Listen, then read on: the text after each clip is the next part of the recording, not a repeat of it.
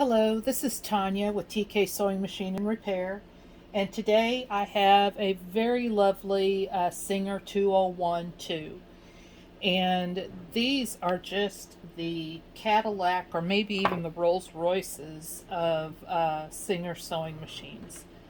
It's just beautiful. She cleaned up really, really well. Isn't she pretty? Um, Wipe it down a little bit.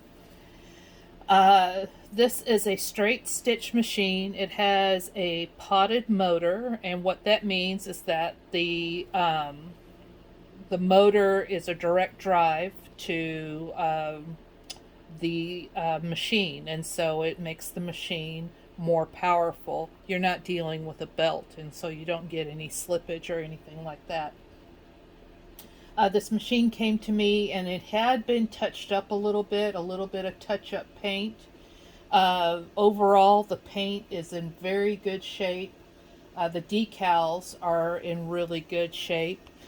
The back of the cover for the motor has a dent in it, and it has been scuffed here on the bottom.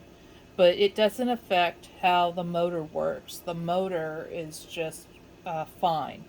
The motor has been serviced, repacked it with grease, checked the grease wicks, and the carbons in here have a lot of life left in them. Put a new power cord on this machine and put in an LED light so you won't get burnt if you accidentally touch the light fixture. So this machine is very, very easy to use. To wind a bobbin, you will put a bobbin, not there, you could wind it from another bobbin, but you put the bobbin right here. Well, that's not the right bobbin. I grabbed the wrong ones, but I have a right one inside the machine.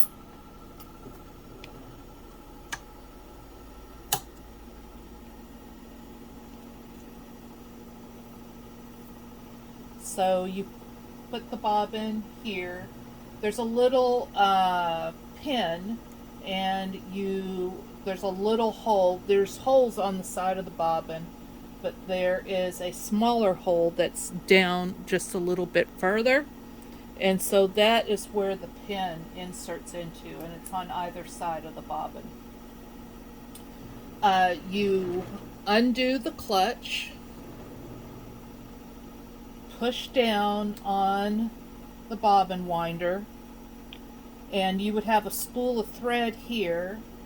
You would put the thread through the guide up to the bobbin, and then your spool of thread would be around the bobbin winder, and then you wind the bobbin.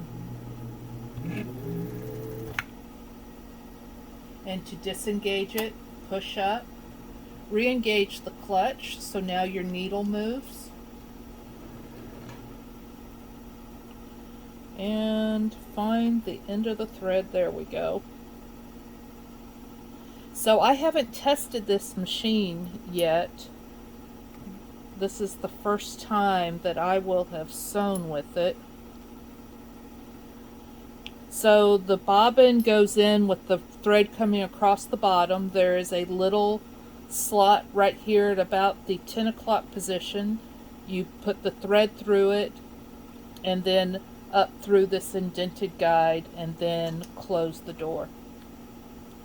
To thread this machine, let me unthread it.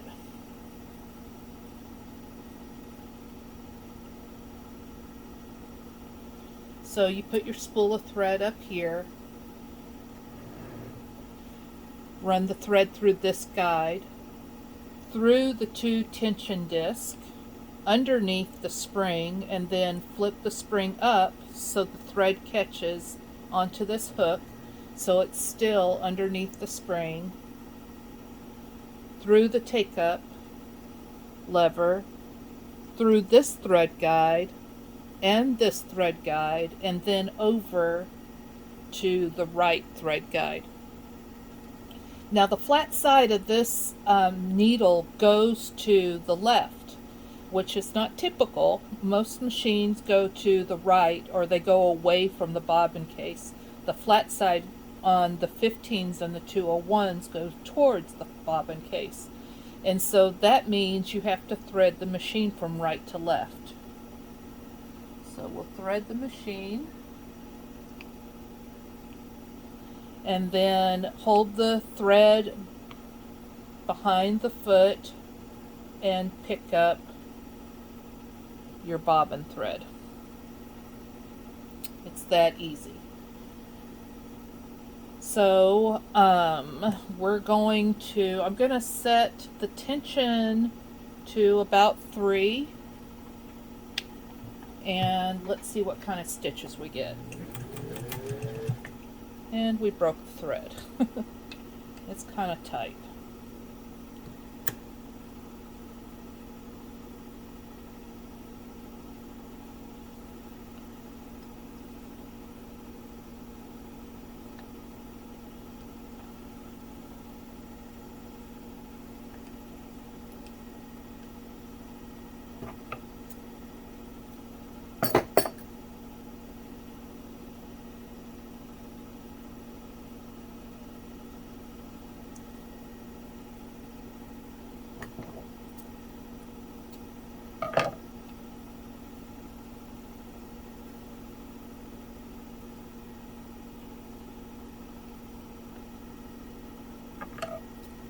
And let's try it again. Needle down.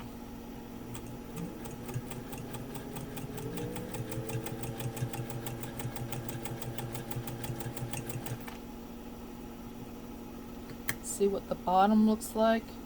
Oh my God. Those stitches are perfect. You gotta love when a machine comes into tune so easily. That's the top stitch and that's the bottom stitch. Absolutely perfect. So let's continue testing it.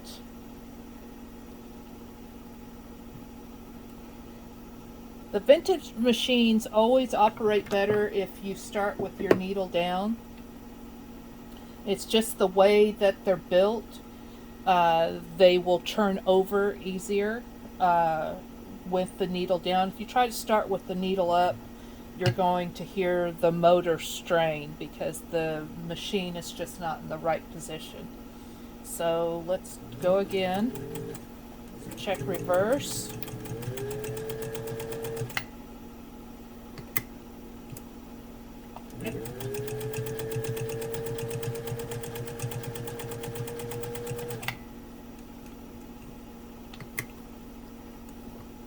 Those are just beautiful. The corners are just absolutely at 90 degrees, and that's exactly what you want on both top and bottom. So I'm going to move the pedal to the floor and operate it with my foot.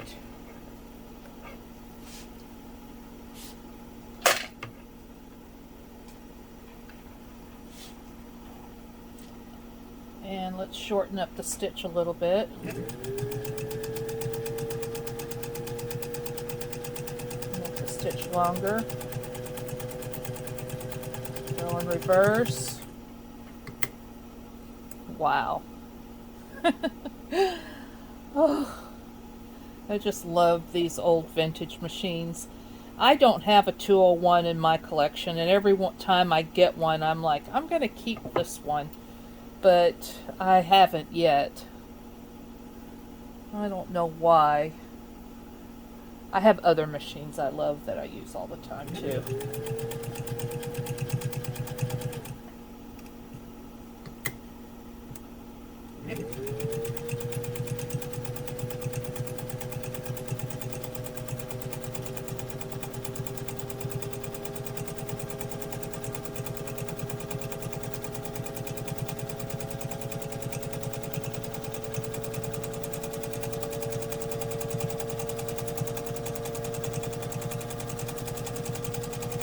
Motor's getting warmed up.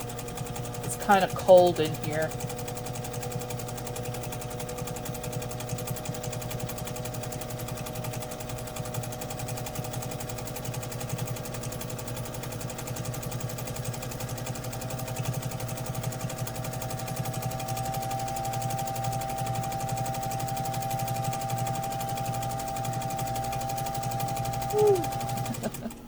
Look at that.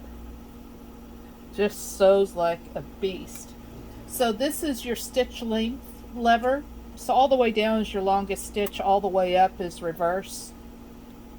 If you were doing a project and you wanted to make sure that you were doing a number, what number is that?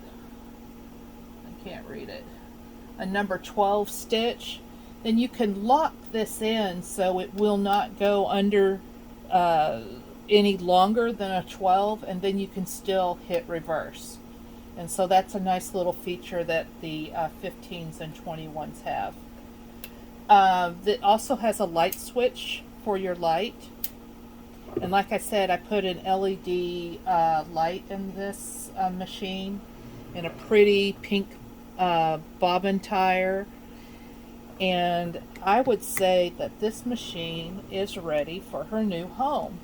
So if this machine ends up in your home, I hope you enjoy it.